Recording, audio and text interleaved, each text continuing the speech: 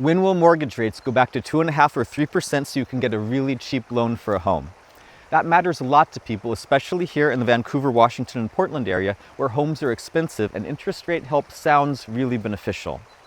Today, we're going to look at the whole subject of interest rates to help you think ahead for your financial future. Now, I need to warn you, today's discussion is a little bit charty and a little bit historical. If that's not your cup of tea, you may want to skip ahead to the end of the video and click through to my short discussion of interest rates, which is a separate video. Okay, let's get started. Who's that realtor with a bunch of charts? It's Joshua! All right, in 2020, when mortgage rates fell to 2.5% or 3%, interest rates were actually at their lowest level in all 5,000 years of recorded interest rate history, going back to ancient Sumer with rates recorded on clay tablets in cuneiform. How extreme was that 5,000-year low? Well, it actually featured negative interest rates on some US government and Swiss debt, meaning people paid governments to take their money from them. This was really wild because for most of the past 5,000 years, loans had been made in gold or silver, whereas by 2020, as had been the case for some decades previously, loans were made in fiat money, paper money that could be printed and was printed at really extraordinary rates. There should have been an inflation premium, I think, on the order of at least 6 to 8%. That's just my opinion. Instead, there was none. We had near zero interest rates or negative interest rates, depending on the bond in question. It was completely insane. This chart shows the interest rate for the 10-year US Treasury note. That's money that the US government borrows for a term of 10 years. It's a lower rate than what's paid on mortgages because the 10-year note is believed to be safer since the government can just print money in order to pay off the debt, so there's no default risk, according to most people. This chart goes back to 1870, but for now, I want you to look at the period since 1981.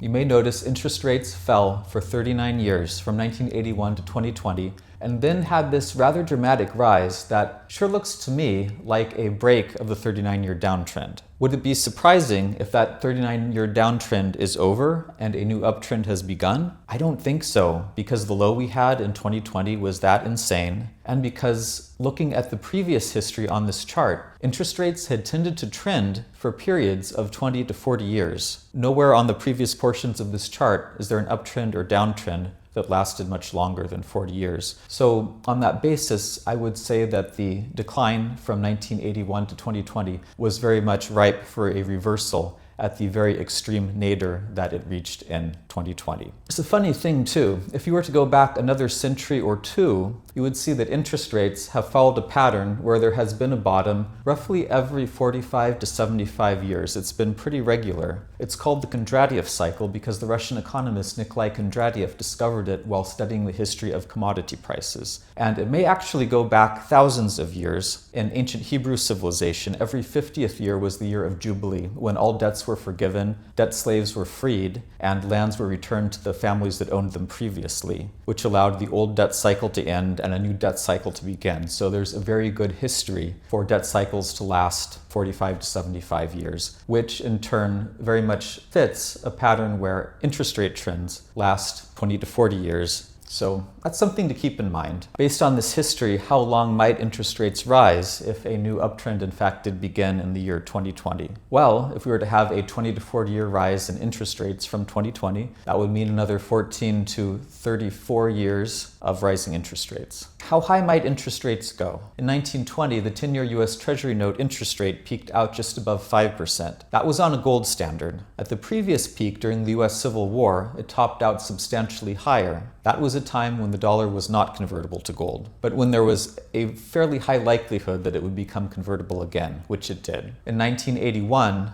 on a pure fiat money standard, with no seeming prayer of convertibility to gold, the yield on the US 10-year note peaked out above 15%. And of course, nowadays we have that kind of monetary system and an enormous amount of money printing every year, which in my view justifies a very high interest rate. Certainly something well north of what we have now just to compensate for the amount of money printing that takes place. Now, there are other considerations. For instance, for the short term, there is the short-term credit cycle, which has lasted about 4 years on average in the case of recent short-term cycles. That opens a possibility for a decline in interest rates at some point in the next year or two. And of course, anything is possible, always. Based on what I've shared with you today, how might you plan affairs going forward? Lots of people, I would say most people, think interest rates are high right now. Based on what I've shared with you today, what do you think? Do you think they're high or low? Many people also think there's a high likelihood of substantially lower interest rates, which is what you might expect them to think after a 39-year decline in interest rates, because people do project recent trends into the future. I would like to emphasize there is a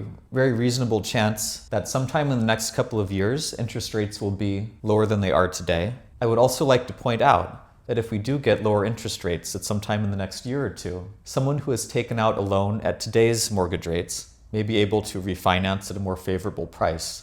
Generally, people think about refinancing after a 1% drop or so. That's kind of a nice thing about having interest rates locked in.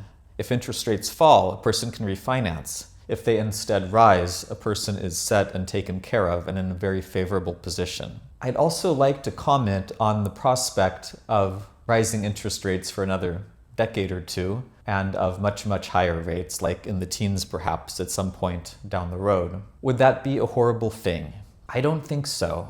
We talked about every 50th year being the year of Jubilee in ancient Hebrew society. We don't have Jubilee years in which all debts are forgiven and people get to start again. What we do have is the possibility for the government to inflate away debts, its own debts and other people's debts as well. And when interest rates are in the teens, it may be because the government is running inflation at a very, very high level. And one consequence of that is the destruction of people's debts as they get inflated away, depending on how extreme the money printing is. So you can think of a long-term extreme uptrend in interest rates, if it unfolds, as the destruction of debt and relief from debts. And if people have interest rates locked in at today's levels, their debts may get inflated away. It happened during the 1970s, it happened during Weimar Germany with disastrous results, but we'll just focus on the 70s, okay? So in any case, there's a possibility that taking out a mortgage to buy a home